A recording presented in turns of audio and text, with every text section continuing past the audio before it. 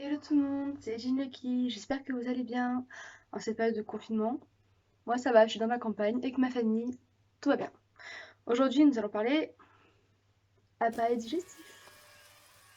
Alors déjà, pour commencer, il faut savoir que la digestion, elle commence à partir du moment où l'aliment est dans la bouche, avec du coup la mastication plus la salive. Donc la salive qui est une enzyme qui va permettre de détériorer, j'ai envie de dire, l'aliment. Donc ensuite il y a le phénomène de déglutition. Donc ensuite, les aliments, ils passent donc de la bouche à l'œsophage. Donc dans mon ancienne vidéo, j'avais dit qu'il y avait un tuyau qui était donc la trachée.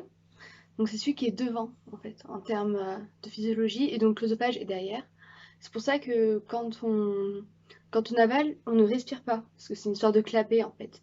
La, la déglutition fait que ça bouche le clapet de la trachée pour éviter qu'il y ait une fausse route justement.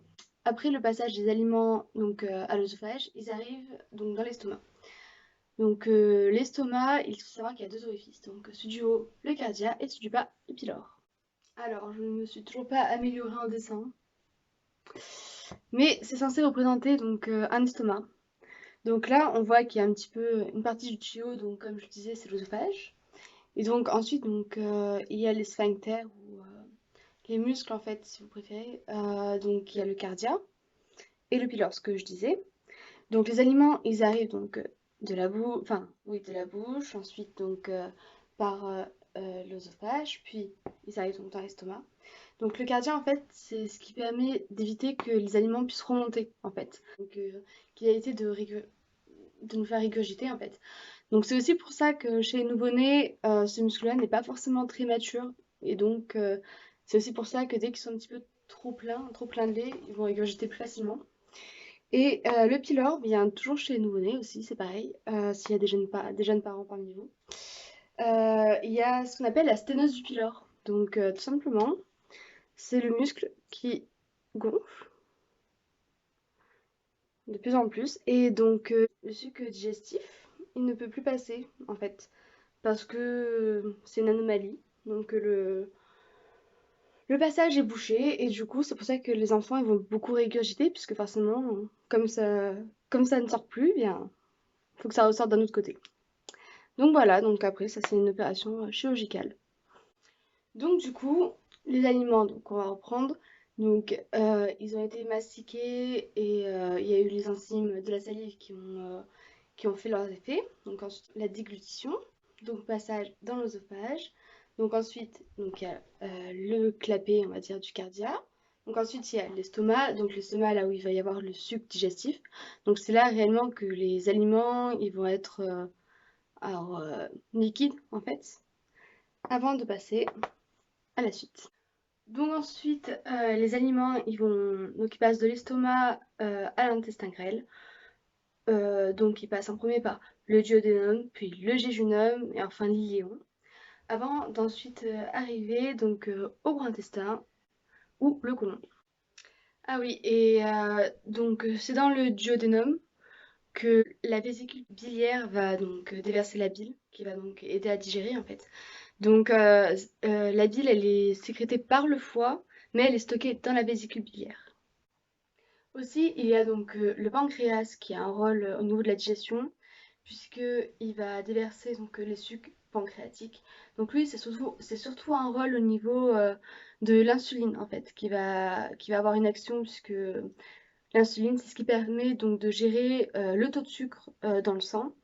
Donc c'est cet organe-là qui va mal fonctionner en fait dans les cas des diabètes de type 1 ou de type 2. Donc revenons à nos intestins. Donc le passage où il y a donc de l'intestin grêle au gros intestin, il y a la zone iléocécale, on appelle ça. Donc c'est pile poil là qu'il y a donc l'appendice. C'est là que se fait l'opération donc de l'appendicite. C'est là qu'il y a l'inflammation. Donc ensuite le gros intestin par zone, donc il y a le côlon ascendant, le côlon transverse, le côlon descendant, le côlon sigmoïde et le rectum puis l'anus.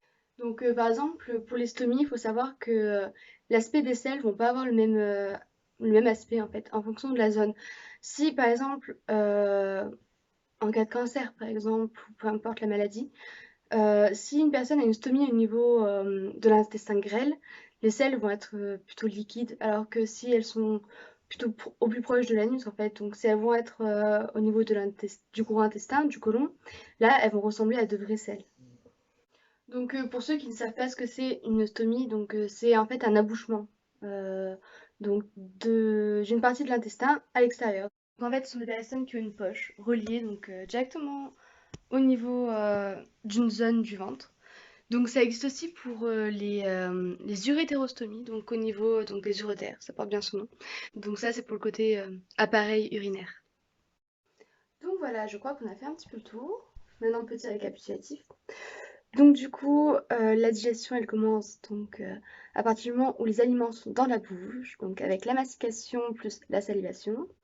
Donc la salive qui est produite donc par les glandes salivaires qui va donc être une enzyme digestive via l'œsophage. Donc les aliments ensuite ils vont donc au niveau de l'estomac où il va y avoir donc le suc gastrique. Ensuite, passage donc au niveau du duodénum. Donc c'est là qu'il va y avoir la bile qui va être déversée. Donc la bile qui est créée par le foie mais qui est stockée dans la vésicule biliaire. Il y a aussi donc le pancréas qui est souvent représenté par une forme de feuille. Donc du coup qui là va avoir un rôle au niveau de l'insuline. Ensuite donc intestin grêle, donc le petit intestin. Puis passage zone iléosécale, donc là où il y a l'appendicite.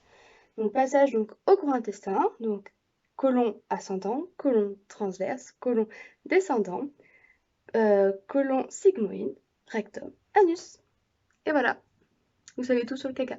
Donc je vous remercie d'avoir suivi cette vidéo, de l'avoir regardée en entier. Évidemment, un grand merci à tout le personnel soignant, infirmiers, aides-soignants, médecins, tout le monde, merci. Un grand merci aux routiers, aux caissières, sans eux, on ne pourrait pas se nourrir. Donc voilà, un grand merci à tous ceux qui travaillent encore. Un grand merci à eux et surtout, restez chez vous.